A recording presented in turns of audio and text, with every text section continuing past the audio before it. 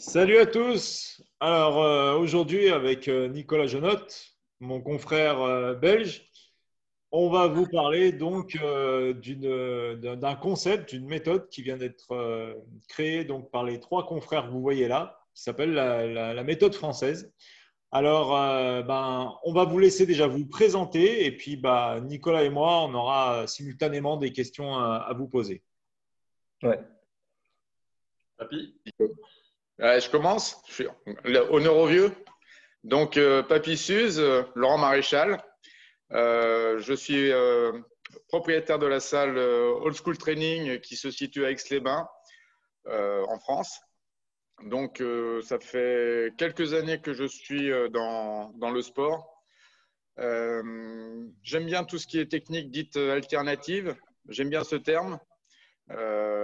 Parce qu'il y a quelques années, lorsqu'on sortait une kettlebell, on était alternatif. Maintenant, on l'est plus, vu que c'est connu.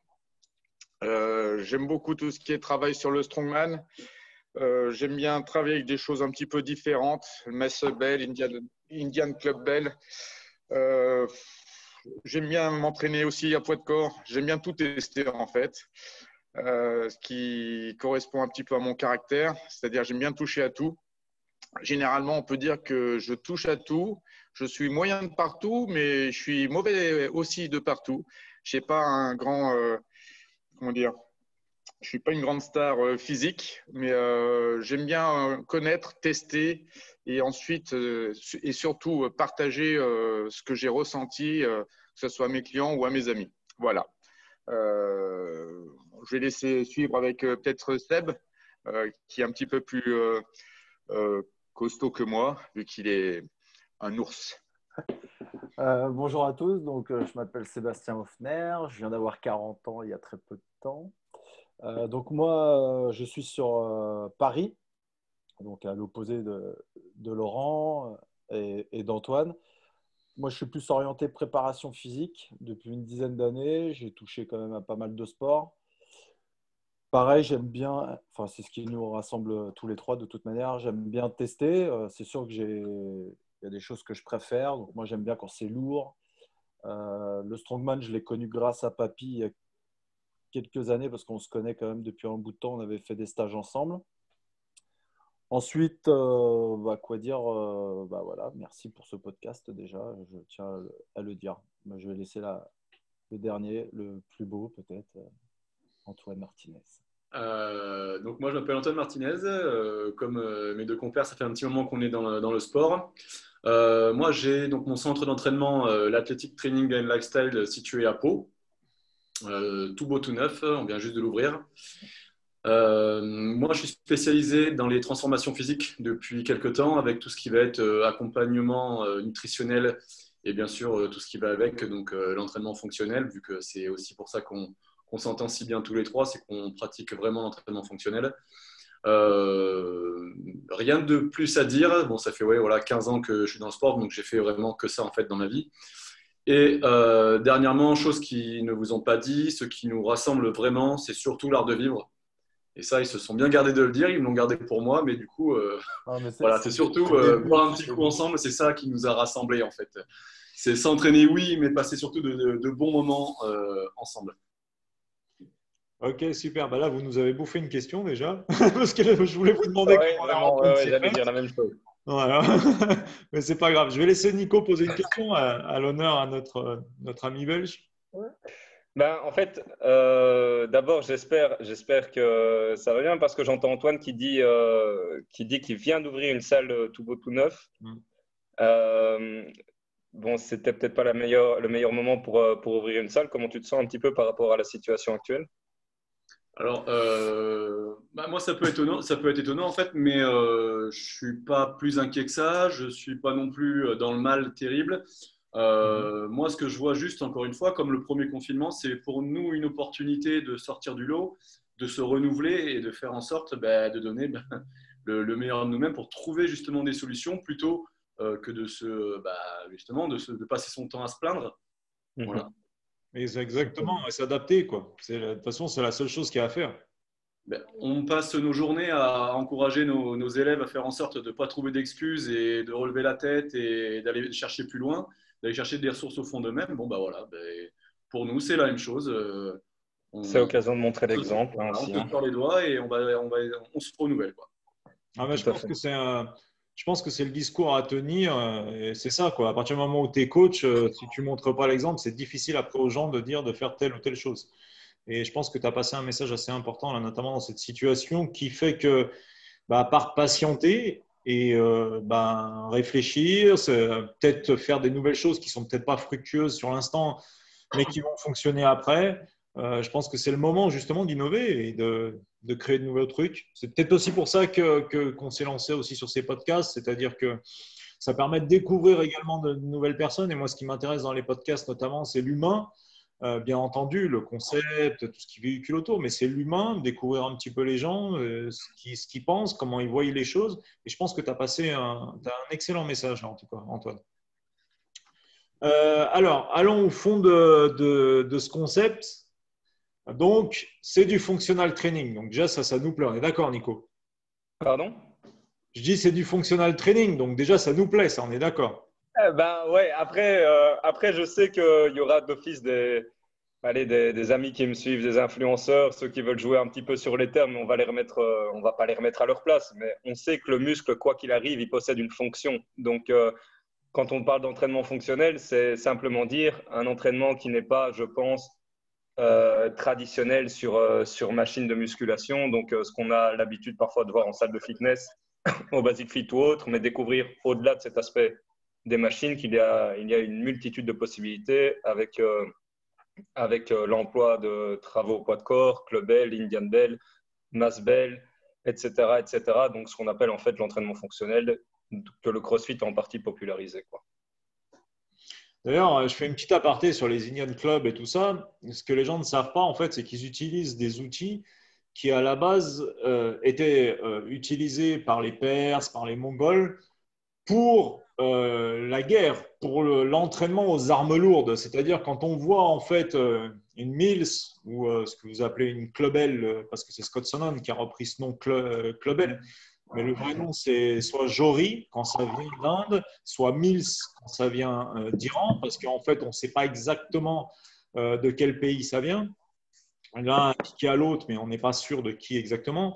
C'était en fait tout simplement les cavaliers à l'époque, ils avaient donc une masse d'armes et ils shootaient les soldats avec ça. Et pour s'entraîner justement à avoir des articulations solides, ils avaient ça en fait, comme les grosses, le travail aux épées et tout ça. Et les gens ne le savent pas, mais en fait, c'est des entraînements militaires. Et dans le fonctionnel, on retrouve d'anciennes méthodes utilisées par les militaires, comme les kettlebells, qui le sont toujours d'ailleurs, parce que encore récemment, on en parlait, il y a une épreuve qu'on fait beaucoup, nous, c'est le Military Snatch, et c'est une épreuve de l'armée ukrainienne. C'est une épreuve qui fait partie des tests de l'armée ukrainienne, c'est 12 minutes de snatch à fond de ballon. C'est fait par les hommes et les femmes. Alors, les hommes, c'est 24 kg ou 32 kg. Les femmes, c'est 16 ou 24 kg. Et c'est une épreuve qui fait partie intégrante de l'armée ukrainienne depuis très, très longtemps. Donc, c'est marrant un petit peu de voir que ces outils qui viennent à la base des anciennes méthodes de l'armée sont utilisés aujourd'hui pour un entraînement fonctionnel. Et moi, je voudrais rebondir sur autre chose qui n'a rien à voir, mais on a fait un podcast récemment en parlant justement de mouvements naturels avec des outils qui font faire des mouvements naturels comme le sandbag, comme la pierre d'Atlas, comme les kettlebells. Qu'est-ce que vous en pensez, vous? Est-ce qu'on a ce genre de choses dans votre concept? Alors, juste pour rebondir, je pense que la meilleure personne à interroger d'abord en premier lieu, c'est quand même Papy Suze là-dessus, parce que je pense que ça fait partie notamment de sa salle de sport, si j'ai bien regardé un petit peu ce que j'ai trouvé sur Internet. Oui, en fait, moi, j'aime beaucoup tous ces travaux, je les aime beaucoup parce qu'effectivement, on est dans le plus naturel. Après, quand on retrouve des pierres d'Atlas ou les sandbags, on retrouve je pense que vous connaissez Julien Pineau en Strong Fit. On s'est renseigné, ouais. Voilà, donc Julien Pineau explique que c'est plus naturel d'avoir une charge entre les bras plutôt qu'à l'extérieur du corps. Personnellement, je vais rebondir sur les deux choses que vous venez de parler. C'est que la pierre d'Atlas, le sandbag, on va retrouver ce qu'on appelle à peu près le concept de fonctionnel. Parce que pour moi, fonctionnel, ça va être très simple. C'est travailler dans les 3 plans du corps. Et 2, c'est reproduire des mouvements de tous les jours. C'est-à-dire que lorsque tu déménages, tu prends un carton qui est au sol et que tu vas le mettre sur une étagère, par exemple. Donc, il faut habituer les gens à travailler de cette manière-là, et pour qu'il soit plus facile, sans chercher spécialement des exploits, mais qu'il soit vraiment facile dans la vie de tous les jours. Ils puissent reproduire très facilement ces mouvements, qu'ils puissent le faire très souvent. Moi j'ai on va dire un précepte, c'est soulève lourd, souvent et dans l'inconfort. Et on va retrouver ce précepte dans l'Atlas, les sandbags, que ce soit encore avec les kettlebells. C'est tout des choses où on ne cherche pas la facilité, mais qui va faciliter après la vie de tous les jours. Après, il y aura encore des nouvelles disciplines. Je suis très fan maintenant. Je suis des gars comme Bud Jeffries aussi, où on soulève des grosses pierres. Je le connais bien, Bud. Pardon? Je communique souvent avec Bud, ouais. Ouais, moi, ça me fait bien marrer lorsqu'il prend un gros caillou et il le balance, ou il fait ses pyramides de rochers. Moi, ces genres de trucs en vacances, ça me fait bien marrer aussi. C'est aller quand tu vas faire une petite balade en montagne, si tu vois un bout de bois, une bûche, un morceau de tronc, tu essaies de le soulever. Voilà, c'est un peu ces principes-là qui font la vie de tous les jours et qui fait que tu es meilleur aussi tous les jours. Après, je ne veux pas tout bouffer sur mes collègues et sur ce qu'on va dire sur l'entraînement, mais notre méthode, il y a une partie entraînement, mais il n'y a pas que l'entraînement. Il y a l'attitude, la nutrition, la récupération. C'est un ensemble. Et je pense que cet ensemble, on le retrouve aussi dans la vie. Et si on arrive à avoir les bonnes habitudes dans la vie, ben c'est nickel. Voilà. C'est marrant, tu as vu, excuse-moi, je t'ai coupé. C'est marrant. Vas-y. Ce qu'il a dit, hein, Nico, c'est que c'est exactement le dernier podcast qu'on a fait. On a exactement dit les mêmes choses en fait sur le côté naturel, fonctionnel de la vie de tous les jours, quoi. Tu vois. Donc en fait, il conforte exactement le sujet qu'on avait lors du dernier podcast. Il suffisait d'en parler en fait, hein, parce que justement, c'est en fait, c'est rejoindre un petit peu la vie de Strong Fit. Bon, moi, j'ai pas encore fait un de leurs séminaires, mais ils sont aussi assez connus en Belgique. C'est se dire que ce qu'il y a de moins fonctionnel, mais qui permet juste une surcharge progressive, peut-être plus poussée que les autres, c'est l'emploi de la barre olympique. Donc, bien sûr, moi, je m'intéresse beaucoup aussi au sport de force, strongman, powerlifting. Je trouve que c'est assez dingue, mais c'est vrai que d'un point de vue fonctionnalité, je rejoins simplement l'avis de Papy Suze et de Julien Pinault et ce qu'on a dit la dernière fois dans l'autre podcast, parce qu'il n'y a pas plus vrai, en fait, hein. Quand on regarde, quand on analyse, c'est la pure vérité. Après, ce que tu peux retrouver assez sympa, si tu veux vraiment utiliser de la barre pour contrecarrer l'effet de surcharge trop forte d'un seul coup, c'est utiliser des fat bars. Ce qui est assez sympa. Si tu as voulu avoir une barre de 28 mm, tu prends une 50 mm. Ce qui fait que lorsque tu vas avoir le facteur limitant, ça va être ta préhension. Donc, un soulevé de terre que tu peux faire, je ne sais pas, à 160, 200 kilos, je ne sais pas, peu importe, et ben, tu vas être obligé de baisser fortement ta charge et de travailler avec cette fat bar, et tu seras peut-être qu'à 70% de ta charge. Et par contre, tu peux retravailler ta technique et en plus, tu vas améliorer ton grip. Ça peut être une chose qui peut faire. Entièrement d'accord là-dessus. En plus, bon, allez, s'il y a bien peut-être un ou deux lifts qui peut être intéressant à la barre, bon, en dehors du squat traditionnel, il y a deux lifts que j'aime beaucoup. C'est le Zercher Lift et Zercher Squat, où on retrouve un petit peu cette similitude entre les jambes, justement. Après, il y a plusieurs philosophies. Il y en a qui disent que le Zercher Squat est inutile, d'autres pas. Moi, personnellement, je suis plus d'avis que le Zercher a une utilité. Mais voilà, quoi. Ça rejoint un petit peu tout ce que tu dis. Et pour l'avis de la fat bar, c'est vrai que ça peut être intéressant aussi, quoi. Après, si je peux me permettre de rajouter quelque chose, parce qu'on l'a complètement, là, on n'en a pas du tout parlé, mais nous, à la base, on est plus on va dire, à s'imprégner de la méthode Hébert, par exemple, que de Strong Fit. Parce que déjà, Strong Fit, c'est un niveau qui est au-dessus, c'est soulever des choses. Et nous, la base de notre philosophie, c'est déjà pouvoir se soulever soi-même. Pouvoir courir, pouvoir marcher, pouvoir ramper, pouvoir nager, pouvoir sauter, pouvoir se répulser, pouvoir se tracter. Et c'est ça, pour nous, déjà, avant toute chose, la base de la fonctionnalité. C'est la base, c'est le socle, en fait. Et ensuite, une fois que déjà on a une base qui est correcte, là, on peut parler justement de soulever de charge. Parce que sinon, on part directement dans… et il y en a beaucoup qui partent justement, des coachs qui partent directement dans le cirque. L'entraînement fonctionnel, c'est du cirque.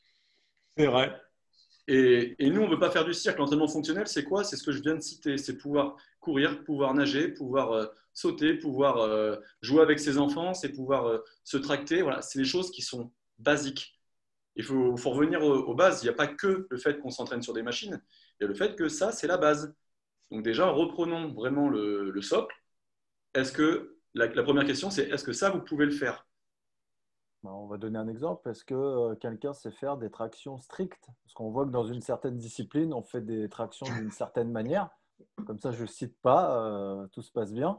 Et on s'aperçoit que ces gens-là, ils vont peut-être faire 20, 30 tractions dans leur domaine. Et si on leur demande de faire 30 tractions strictes, c'est strictement impossible. Ou simplement la planche en pompier. Je crois que tu connais bien. Je connais un petit peu. Mais ouais, c'est ça, c'est une base. Avant d'aller chercher plus loin, il faut s'assurer que les bases sont bien fondées. Je ne vais pas reprendre tout ce qu'a dit Antoine, mais c'est ça, c'est que nous, on se permet de jouer, par exemple, avec peut-être une boule d'Atlas, qui est peut-être, c'est pas peut-être, c'est même sûr, c'est très technique. Mais avant de ça, on sait qu'on a une certaine mobilité de hanche, on a une certaine mobilité de la colonne vertébrale, et ce qui peut nous permettre de pouvoir jouer à un step supplémentaire. Si on fait du coaching avec une personne qui n'est pas très sportive, on va peut-être pas lui mettre, c'est même sûr, on va pas lui mettre une boule d'Atlas entre les mains tout de suite. On va d'abord s'assurer que la base, elle est convenable pour pouvoir supporter. C'est pas le poids d'une boule d'Atlas, c'est plutôt cette sensation d'avoir cette boule d'Atlas. Alors, moi, j'ai une question, parce que c'est très intéressant ce que vous avez dit, mais c'est une question pour les personnes en surpoids. Est-ce qu'il n'est pas préférable, dans un premier temps, avant de les mettre justement à déplacer leur corps, ce qui est très difficile, de le faire un préambule, justement, avec des charges, de manière à activer le corps jusqu'à ce qu'il y ait une fonte graisseuse nécessaire pour qu'ils puissent ensuite se mouvoir avec leur propre corps. Qui en premier? Voilà. Antoine, on va te laisser parler. Je pense qu'Antoine, Mais il va être bien. Seb, il n'a pas beaucoup parlé. Hein. Ouais, mais Seb, il est pas expert en perte de poids. Après, actuellement, alors je vais juste parler un petit peu, puis je laisserai Antoine par la suite. Mais là, actuellement, j'ai un client, parce que je fais très rarement de coaching. Mais là, actuellement, j'ai quelqu'un qui est en perte de poids et je travaille pas du tout de la même manière qu'il y a 10 ans. C'est-à-dire, il y a 10 ans, quand j'ai commencé, je faisais pratiquement que de la perte de poids, consciemment ou inconsciemment. Et là, c'est vraiment quelqu'un qui doit perdre du poids. Et encore une fois, alors lui, il veut déplacer de la charge. En plus, c'est un homme, donc voilà, il y a ce côté un peu égo qui refait le dessus. Il faut qu'il soulève de la charge, il faut écouter un petit peu ce qu'on voit sur les réseaux. Il veut courir, tout ça. Et bien là, je lui ai dit, écoute, pendant un certain temps, je ne sais pas lequel, je ne suis pas magicien, on va mettre la base. C'est-à-dire, je veux qu'il y ait une bonne mobilité, je veux qu'il y ait une bonne coordination, pour ne pas parler trop technique, une bonne coordination musculaire. Et ensuite, on pourra peut-être jouer avec certains jouets. Mais la base, elle doit être là. Parce que, là je vais gueuler, mais ce qu'on voit, ce qui m'agace, c'est un coach qui prend une personne en surpoids et le fasse cavaler. Bien sûr que le client, il va cavaler, il va être crevé. Très bien. Voilà, c'est son but, il veut être fatigué. Mais le dégât, le ratio, est-ce qu'il est correct? Est-ce que l'équilibre est correct? Est-ce qu'on ne fait pas plus de dégâts à le faire cavaler? Est-ce que la base, le mec, il était dans un canapé pendant 20 ans et là, d'un seul coup, on le fait cavaler ne serait-ce qu'1 kilomètre?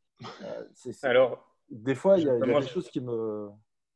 Moi, je suis d'accord avec toi. Ben oui, justement, j'allais dire, Stéphane, en fait, on en a parlé aussi la dernière fois, c'est le ratio risque-bénéfice par rapport à ton client.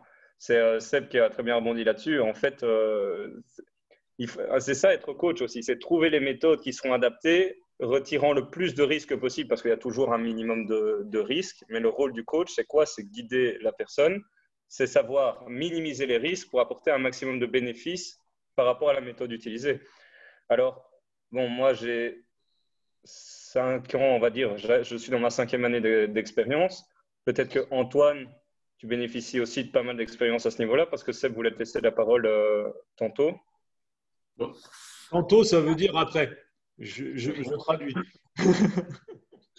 On connaît bien le vocabulaire, on adore les bières belges. Merci les gars. De rien. Oui, enfin, je pense qu'on va rebondir, on pense exactement tous les mêmes choses. Hein. Je pense qu'avant tout, de passer sur un cycle déjà de renforcement musculaire, dans le sens déjà de ramener, on va dire, tout le côté structural qui a peut-être été perdu au cours de ces années. Et derrière, quoi qu'il arrive, le fait de travailler sur du renforcement musculaire, on aura quand même une activité qui va nous permettre de brûler, quoi qu'il arrive. Et derrière, on va pouvoir en plus gagner en masse musculaire. Et encore une fois, après, c'est très basique, hein, mais plus vous êtes musclé, plus vous avez une consommation énergétique journalière qui est importante. Et puis voilà, donc déjà, vous êtes plus tonique, votre consommation journalière est plus importante, et progressivement, eh bien, on arrive à faire beaucoup plus de choses. Mais effectivement, aller jogger alors qu'on n'a rien foutu pendant je ne sais pas combien de temps, qu'on est en surpoids, ce n'est pas la meilleure option, non. Moi, personnellement, j'ai énormément couru parce que j'ai été boxeur pendant plusieurs années. On courait 3 fois par semaine, 1 heure. Très honnêtement, avec le recul, bon, oui, on acquiert une certaine endurance à partir du moment où on se bouge. Mais avec le recul, on se rend compte qu'on a fait toute une apologie à un moment donné de la course, qu'il fallait courir, qu'il fallait courir, qu'il fallait courir. Mais il y a d'autres moyens qui sont plus efficaces pour perdre du poids que la course à pied. Et ça, c'est une évidence. Et la course à pied, lorsqu'elle est vraiment sur des longues durées comme ça et qu'elle est à faible intensité, c'est que mon point de vue, mais pour moi, elle n'est pas vraiment efficace. Alors, moi, je pense 2 choses. D'une, courir, il faut courir. Courir, c'est la vie. Voilà. Pour moi, c'est très simple, il faut courir. Maintenant, courir dans le cadre d'une perte de poids, ça, c'est autre chose. Ouais, c'est voilà. ça que je parle, hein. C'est 2 choses différentes. Est-ce qu'à l'heure actuelle, pour une perte de poids, je conseillerais de la course immédiatement dans la première étape de la prise en charge d'un client? Non. Mais dans le temps, oui. Et on n'est pas, comme tu dis, obligé de courir sur 60 minutes, mais faire un cycle de 15 ou 20 minutes couplé avec du renforcement musculaire, c'est très efficace. Et ça suffit largement. Mais courir, pour pas que les gens qui nous regardent se disent bon, c'est bon, ça ne sert à rien, on n'a plus qu'à soulever des charges. Non, courir pour moi, c'est vraiment quelque chose qui est très important. C'est cette capacité à pouvoir se mouvoir, quelque chose qu'on a quand on est enfant et qu'on a perdu avec le temps. Non, ce qu'il faut bien comprendre, c'est que dans le discours, moi j'ai toujours le même discours, c'est-à-dire que rien n'est mauvais, mais il faut bien se dire une chose, c'est que tout doit être contextualisé. C'est-à-dire qu'on doit savoir pourquoi on fait ça ou pourquoi on fait ça. Mais rien n'est condamnable. Et quand je parlais de ce cas-là, c'était vraiment d'un cas précis, notamment sur la perte de poids. Bien évidemment que courir, ça reste une nécessité pour pas mal de sports d'ailleurs.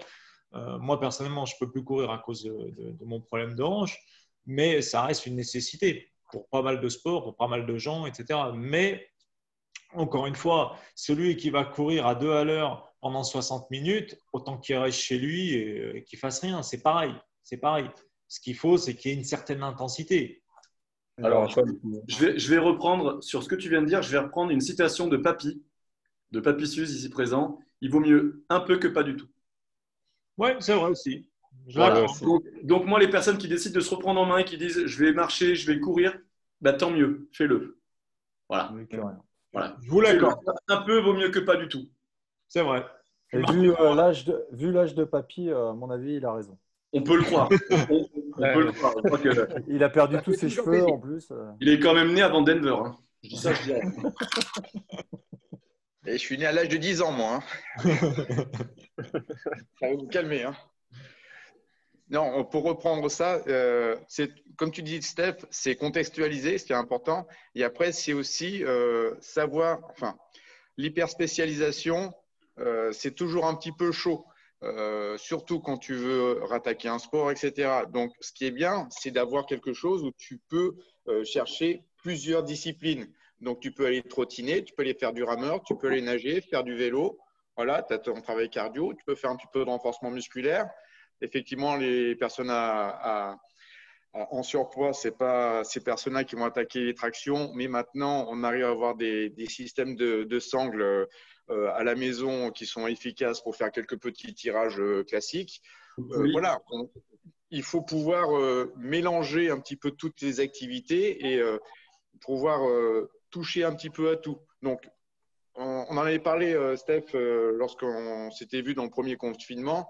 Moi, ce qui me faisait râler, c'est de voir effectivement ces personnes en surpoids qui sortaient et qui faisaient un énorme jogging. Ils étaient tout rouges et ils n'arrivaient déjà pas à courir. Donc, moi, ces personnes-là, je préférerais qu'elles marchent au départ bien déroulées, être bien correctes, ou apprendre à courir correctement avant de partir dans tous les sens. Mais après, on ne peut pas enlever la bonne volonté des personnes. S'ils veulent se reprendre en main, il faut commencer par quelque chose. Donc, effectivement, 1 est toujours mieux que 0. Voilà. Non, là-dessus, je vous l'accorde. Ça, c'est sûr et certain. Néanmoins, par rapport à votre méthode, et là, je vais m'adresser à Sébastien. Toi qui as été pompier, donc qui a un métier quand même qui est ultra physique, où des fois, vous avez le port de l'aérie, vous devez rentrer dans des conditions qui sont un peu particulières, des fois, il faut grimper, des fois, il faut tirer, machin et tout. Est-ce que justement, cette méthode, ce serait intéressante pour des gens qui veulent passer le concours pompier? Alors, en toute honnêteté, oui, parce que à l'heure d'aujourd'hui, il n'y a rien. Il n'y a rien de mis en place pour, c'est-à-dire par exemple un programme phare ou une préparation physique type pour rentrer chez les sapeurs-pompiers en France. Donc oui, notre méthode, elle peut fonctionner parce que elle est fonctionnelle, elle est holistique. Après, elle n'est pas suffisamment spécifique. Par contre, encore une fois, si on a affaire à un sapeur-pompier, enfin, une personne qui veut être sapeur-pompier professionnel ou militaire et qui faisait rien, oui, c'est sûr qu'en suivant notre méthode, il sera beaucoup plus fort que s'il restait dans son canapé. Je dis ça parce que énormément de sapeurs-pompiers arrivent au concours et ne savent pas nager, par exemple. Donc, quand il faut faire 50 mètres, c'est compliqué. Voilà. Donc, oui, ça peut marcher, mais tout comme ça peut fonctionner aussi pour une unité d'élite. Et après, c'est une histoire de curseur. C'est une histoire de curseur, c'est aussi l'objectif, c'est aussi l'expérience qu'on a au démarrage. On n'a rien inventé. On le dit, c'est juste un constat qu'on a. On en a marre de voir certaines choses sur les réseaux, on en a marre de voir certaines choses au bout de la rue, et c'est un constat. On l'a dit au tout début du podcast, il doit y avoir des bases. Et les bases, une fois que tu les as, tu montes d'un step. Tu as le premier step, tu montes. Quand on débute l'école, on ne commence pas avec la terminale. On commence avec la maternelle, voire peut-être même avant, je ne sais pas, la crèche, moi, je n'y suis pas allé. Je suis passé tout de suite à la maternelle. Mais voilà. Donc, il faut aller step by step. Donc, c'est vraiment dans notre bouquin, ce qui est très intéressant, outre le fait de l'entraînement, c'est de remettre les barres un peu sur les T et de dire, voilà, tu t'entraînes, c'est très bien, on est content. Tu t'entraînes une fois par semaine ou 7-7, c'est très bien, c'est ton choix. Mais est-ce que tu manges bien? Si tu manges bien, ça veut dire quoi manger bien pour toi? Est-ce que tu dors bien? Ça veut dire quoi bien dormir pour toi? Est-ce que tu t'hydrates bien? Est-ce que tu te reposes bien? Est-ce que tu fais des choses qui te font plaisir? Et c'est ça vraiment le coffret, la méthode française, c'est ça. Mais encore une fois, il n'y a pas de méthode miracle pour être pompier, pour être GIGN, pour être agent de sécurité comme toi, Steph, ou simple coach. On ne fout rien, nous, donc tu es tranquille. Hein. Moi, je vais te dire un truc, j'ai le métier le plus inactif qui existe. Après, voilà, tous les métiers servent et la sécurité, mine de rien, ça sert quand même. Alors, ce qui est intéressant dans ce que tu dis, c'est qu'il y a vraiment un côté pédagogique en fait dans votre méthode. Vous essayez vraiment de faire comprendre aux gens toutes ces choses-là. Il y a vraiment un côté à les alerter en fait. Mais non, on a envie de, je reprends la parole, on a envie de transmettre. Alors, ce n'est pas par rapport à notre âge, c'est par rapport à ce qu'on prône depuis des années. Avec 15 ans de sapeur-pompier, je peux pas dire aux gens, vas-y, va te faire foutre, je ne vais pas t'aider. J'ai appris des choses et j'ai vu des choses pendant 15 années. Après, je me suis spécialisé dans un métier qui est préparateur physique. Antoine, ça fait des années qu'il coach. Je sais, il n'en parle pas, mais il a eu une première vie aussi. Papy, il a inventé le coaching. Donc, voilà. Donc, forcément, au bout d'un moment, c'est soit on reste dans son coin et on dit, bah voilà, moi je connais toutes les méthodes, j'ai tous les bouquins à la maison, voilà, et je ne transmets pas. Et ben nous, on a fait le choix de dire, allez, on prend nos couilles, parce qu'il faut le faire hein, quand même. Hein. Je ne veux pas une médaille. Hein. Je ne veux pas qu'on ait une médaille par le président, hein, ce n'est pas le moment. Mais voilà, on s'est dit, allez, on pose les choses. Qu'est-ce qui nous plaît? Qu'est-ce qui ne nous plaît pas? Comment on fonctionne? Et au final, quand on s'est rencontrés il y a 4 ans, on était, bah, tu vois, on est un petit peu partout, hein, mais on est en France, mais on ne se connaissait pas du tout. Alors, Papy, moi, je le connaissais un peu parce que j'avais fait des formations avec lui. Mais voilà, je ne savais pas qu'il buvait autant de bière. Je ne savais pas que c'était un athlète parce que, comme on l'a dit, on l'appelle Papy, mais hein, voilà, il faut le suivre quand même, le vieux. Et au final, voilà, encore une fois, c'est les bases, les bases, les bases.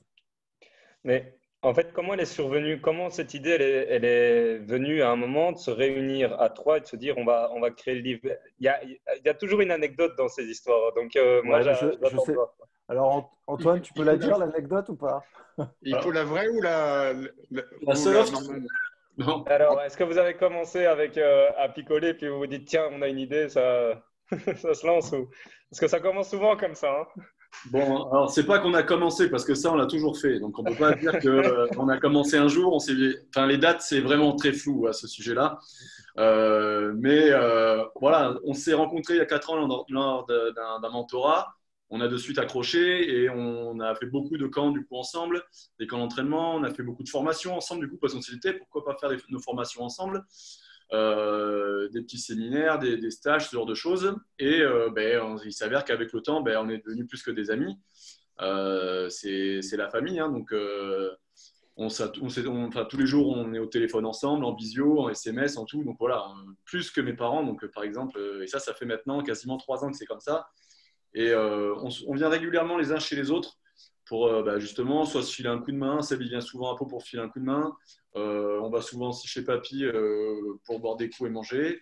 Papy vient souvent aussi. Voilà, on se retrouve régulièrement. Et c'est vrai que le projet du bouquin, on s'est retrouvés. On a passé un week-end à Pau et on est parti à Saint-Sébastien manger quelques tapas et profiter un petit peu de la vie espagnole. Et on s'est rejoint donc à la Gintoneria. C'est À côté de un la petit plage. bar avec des spécialités locales du gin tonic. Et voilà, l'idée est sortie d'une discussion. Et dans la foulée, on a écrit à Monsieur Laurent. Monsieur Laurent, donc c'est le directeur des éditions Fort Trainer, qui nous a dit écoutez, les gars, rendez-vous à Paris tel jour. Et on n'y croyait pas. On a eu la réponse le soir même. Hein. Et du coup, voilà, on a monté le projet et puis on est parti à Paris. Et il a dit banco. Magnifique. Bingo. Bon, après, Bingo. ce qu'on peut dire quand même, c'est qu'on l'a, je ne sais pas s'il écoutera le podcast, mais on l'a séduit comme un rencard, hein, comme une gonzesse. Hein. On ne pourra pas tout dire, mais on a tout fait pour qu'il dise oui. On est On resté s'était bien habillés. habillé. Hein. Alors, voilà, on était bien habillés, mais on est resté habillés. Et ça, c'est très important. Après, pour revenir un petit peu sur ce que Seb a dit, il faut savoir que ce qu'on trouvera dans le bouquin, ce n'est pas une méthode à proprement parler. Les gens pensent peut-être qu'il y aura la méthode, c'est une méthode comme Westside Barbell, c'est une manière vraiment spécifique d'appréhender l'entraînement. Ça peut être la méthode 5x5, la méthode Joe Bentler, peu importe. Nous, c'est un système qui est complètement différent. C'est qu'un système, c'est un ensemble de méthodes réunies pour former ce que nous, on appelle un art de vivre, en fait. Pour nous, c'est plus un art de vivre. Et c'est là-dedans qu'on va justement dire, bah, tu vois, nous, on utilise la méthode de Wim Hof, par exemple, pour pouvoir récupérer ou que ce soit pour diminuer ton stress. On va utiliser la méthode en force qu'on aime bien, celle-là. Dans le bloc de puissance, on aime bien utiliser cette méthode. On utilise aussi en mode de construction musculaire, bodybuilding, culture physique, on va utiliser cette méthode parce qu'on l'aime bien. Donc, c'est un ensemble de méthodes, mais qu'on se justifie. C'est-à-dire pourquoi on utilise celle-là, pourquoi celle-là, pourquoi celle-là, pourquoi on a décidé de les assembler. On veut tirer tel profit de tel truc. Voilà. Et nous, on en a créé un système qui nous représente, en fait, parce que c'est comme ça qu'on vit, en fait. Donc, pourquoi aujourd'hui on mange comme ça? Pourquoi aujourd'hui on dort comme ça? Pourquoi aujourd'hui on pratique telle méthode? Parce que c'est ce qu'on fait dans la vie de tous les jours et depuis maintenant quelques années. D'accord, ouais. En fait, vous avez récupéré les meilleures choses que vous avez rencontrées tout au long de vos carrières respectives, quoi, finalement. Voilà. Après, je ne sais pas si c'est les meilleures, mais en tout cas, Exactement. elles nous conviennent. Les Et meilleures c'est pour un, vous. et c'est un pur hasard. C'est un pur hasard. C'est-à-dire que je vous rappelle qu'il y a 4 ans, on ne se connaissait pas, quoi. Et encore une fois, c'est pas les meilleurs parce que les meilleurs pour qui? Pour vous, je parle. Mais nous, le but, c'était juste de pouvoir impacter la vie d'un maximum de personnes. Voilà. Donc, quelles sont les méthodes qui sont peut-être pas forcément connues ou qui peuvent rendre service à un maximum de personnes? Comment les rendre accessibles à tous pour que ça rende, on va dire, que ce rendement soit vraiment efficace sur un maximum de monde. C'était ça le but en fait à la base. Justement pour aller à l'encontre de ce que Papy a parlé tout à l'heure de l'hyper-spécialisation. Nous, on ne veut pas entendre parler. On veut vraiment parler de santé pour tout le monde en fait. Bah, la spécialisation, concrètement, hein, c'est que mon point de vue, ça engage que moi. Si tu ne fais pas de la compétition, n'a absolument aucun sens. Il faut être complet. La spécialisation, c'est quand tu fais un sport précis. Nous, Nicolas et moi, on fait un sport précis. On est spécialisé. Tout ce qu'on fait, c'est autour de ce sport. Demain, je pratique plus. Je fais du général. Je fais plein de choses. Ça n'aurait pas de sens sinon.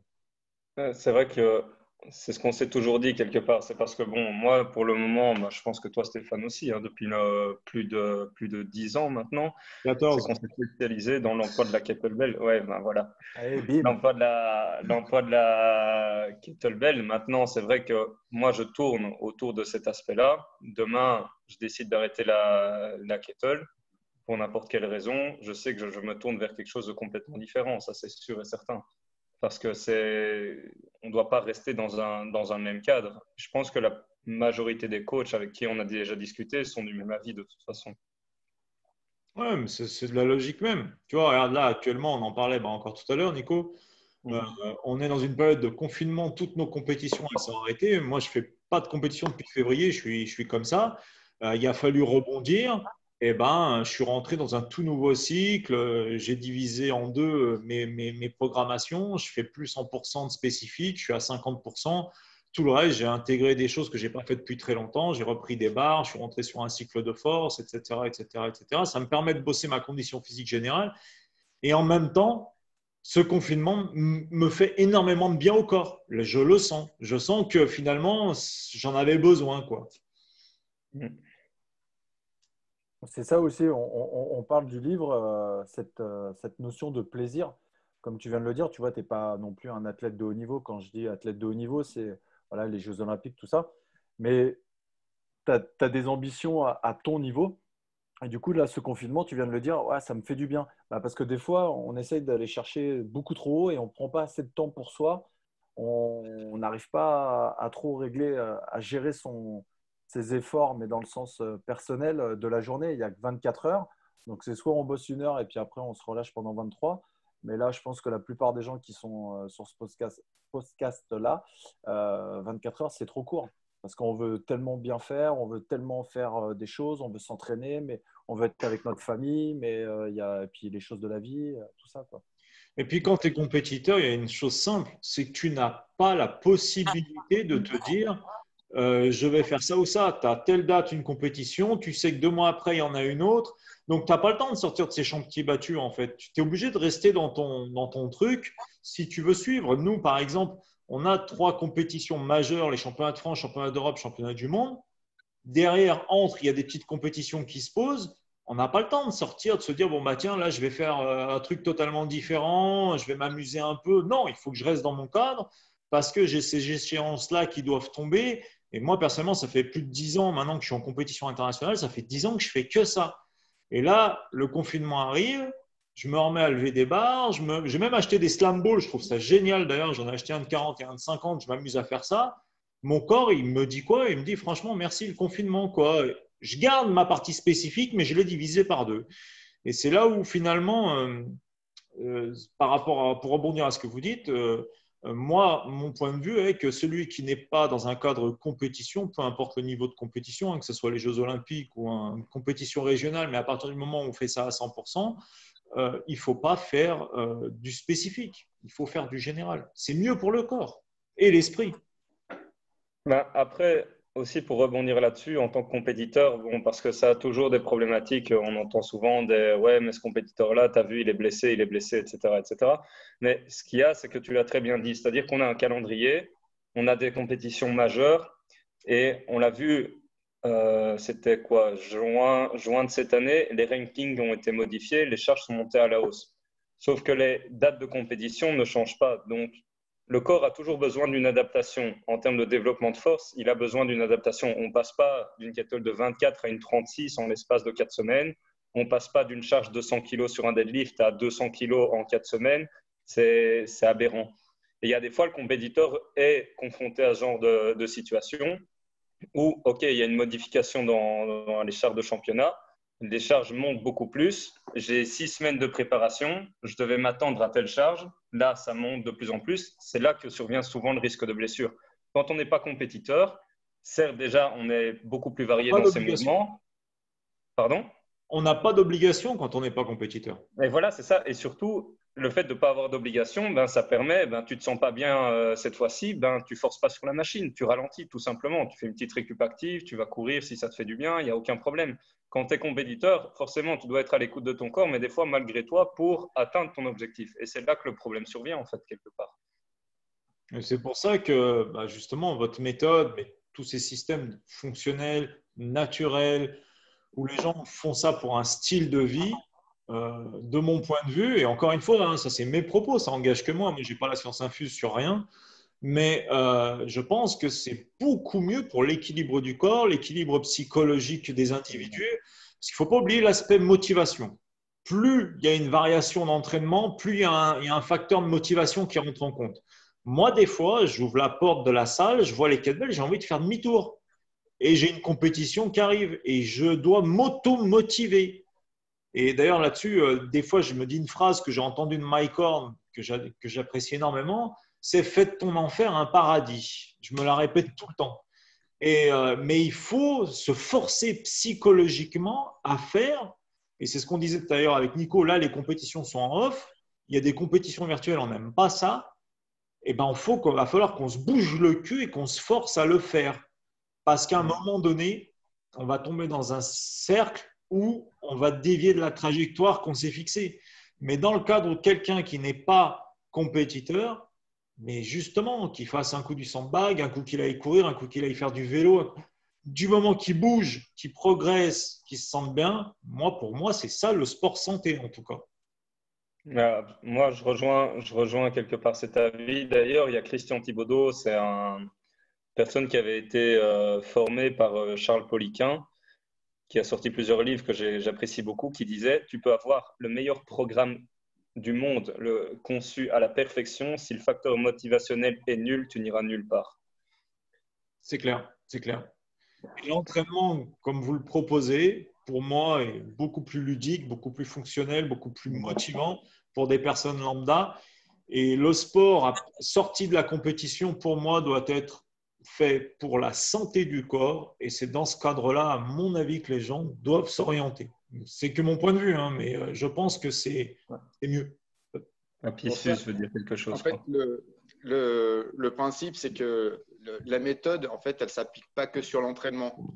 C'est que sur la méthode, c'est un coffret. Déjà, il y a 3 bouquins, en fait.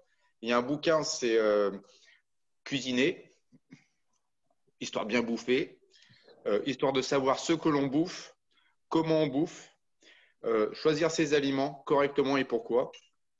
On a un livret d'entraînement avec un programme d'entraînement, donc tout ce dont on a parlé. Et on a surtout la première partie, c'est où on a mis notre constat et c'est notre art de vivre. Donc, l'art de vivre, c'est arriver à comprendre qu'on a effectivement de l'entraînement, mais que c'est un ensemble qu'on doit avoir.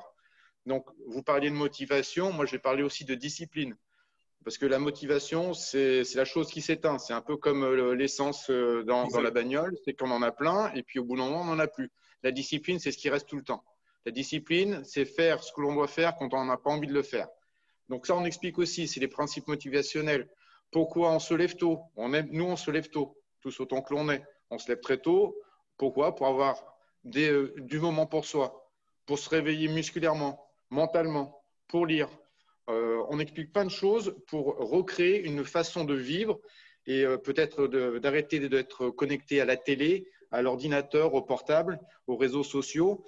On essaie d'ouvrir aussi l'esprit des gens. Alors, c'est une grosse mission, mais bon, moi, s'il y a un gars qui ne lit pas de l'année et qui lit 2 livres dans l'année, ben, pour moi, on aura déjà réussi quelque chose.